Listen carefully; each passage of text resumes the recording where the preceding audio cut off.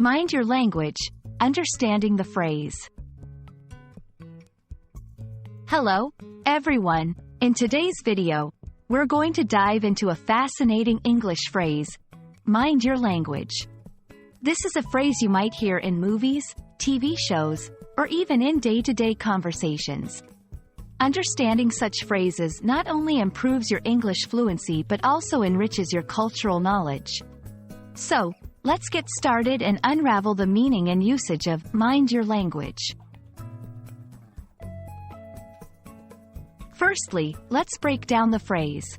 Mind, in this context, means to be careful or aware of something. And your language, of course, refers to the words or the way you are speaking. Put together, mind your language essentially means to be cautious about the choice of words and the manner in which you are speaking. It's a reminder or a warning to speak appropriately. This phrase is typically used in situations where someone might be speaking in a way that is considered rude, offensive, or inappropriate. For example, if someone is using swear words or speaking too loudly in a quiet setting, you might hear someone else say, "Mind your language." It's a polite yet firm way of reminding someone to respect the norms of good speaking etiquette. Understanding the cultural context is crucial. This phrase is more commonly used in British English than American English. In American English, you might hear phrases like, "watch your mouth," or "watch your language," with a similar meaning.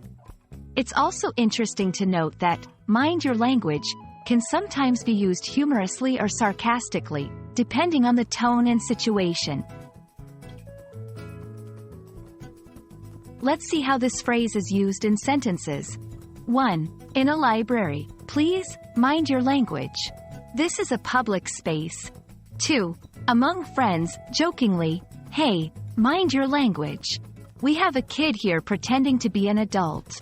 These examples help in understanding the versatility and practical application of the phrase. I hope this video has helped you understand the phrase, mind your language.